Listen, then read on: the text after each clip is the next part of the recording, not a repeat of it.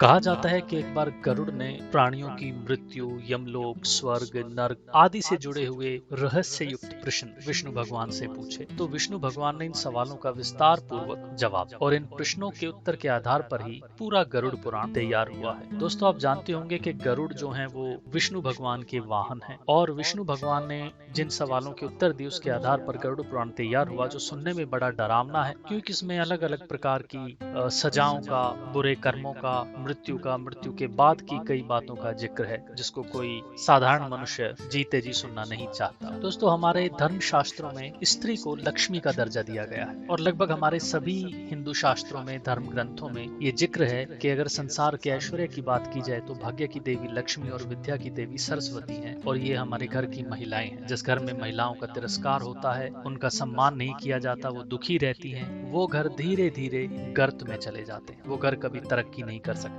और धन धान्य होने के बावजूद भी लक्ष्मी माता ऐसे घरों में उदासीन रहती है, अर्थात वहाँ सब कुछ होने के बाद भी खुशी नहीं होती, रौनक नहीं होती। हम आपके सामने गरुड़ पुराण से उद्धृत 4 ऐसे कार्य बताने जा रहे हैं जिनका स्पष्ट वर्णन गरुड़ पुराण में है और ये बताया गया है कि स्त्री को, महिलाओं को ये 4 काम कभी नहीं करने चाहिए। ये बहुत पुराने ग्रंथ से उद्धृत हैं, लेकिन अगर आप इनको आज के समय से कंपेयर करेंगे तो ये आपको बहुत ही प्रासंगिक लगेंगे और अगर कोई भी महिला इनका पालन करती है तो वो कई प्रकार की मुसीबतों से अपने आप को और अपने परिवार को बचा सकती। शुरू करते हैं। सबसे पहला दोस्तों, किसी भी स्त्री को किसी चरित्रहीन पुरुष और महिला की संगति नहीं करनी चाहिए। हम सोचते हैं ऑफिस में जब काम करते हैं कि ये महिला ऐसी है तो कोई बात नहीं, बात करने में क्या फर्क पड़ता है, लेकिन ऐसा नहीं है। गरुड़ पुराण स्पष्ट तौर पर कहता है कि अगर कोई स्त्री किसी महिला, किसी पुरुष जो कि चरित्रहीन है की संगति करती है तो वो कभी भी सुखी नहीं रहेगी।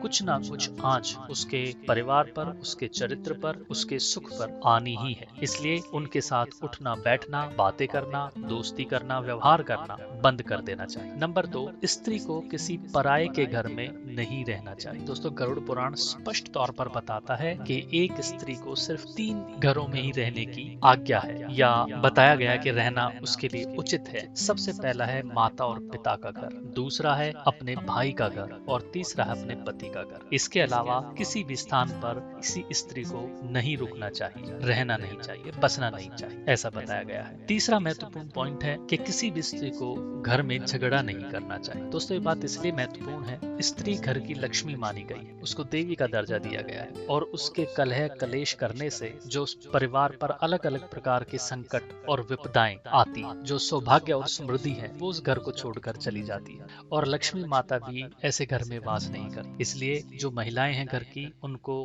कर्कश वाणी से या कलह कलेश से बचना चाहिए जहां तक हो सके। अगला महत्वपूर्ण पॉइंट है दोस्तों, स्त्री को ज्यादा समय के लिए अपने पति से दूर नहीं रहना चाहिए, ऐसा गरुड़ पुराण में बताया गया है। अब ये बातें आपको सुनने में बड़ी साधारण लगती हैं, लेकिन इनके अर्थ बहुत ही गूढ़ हैं, गहरे हैं। स्त्री को कभी भी अपने से बड़ों से झगड़ा नहीं करना चाहिए और जो स्त्री अपने पति से ज्यादा समय तक दूर रहती है, जो बाकी के लोग हैं वो उसको परेशान करते हैं, उस पर नजर डालते हैं, उसको भड़काते हैं, उसका शोषण करने की कोशिश करते हैं, उसको शिकार बनाने की कोशिश करते हैं। और दोस्तों, एक दार्शनिक ने ये बात कही भी है कि किसी भी स्त्री को चरित्रहीन करने का सबसे सही समय कौन सा होता है, तो एक स्त्री को चरित्रहीन करने का सबसे सही समय वो होता है जब वो अपने पिता या अपने पति से दूर रह रही हो। ये बात एक विदेश के दार्शनिक ने कही, तो ये बात आज भी पूर्ण रूप से सही। तो ये 4 बातें हमने गरुड़ पुराण से ली हैं। धन्यवाद।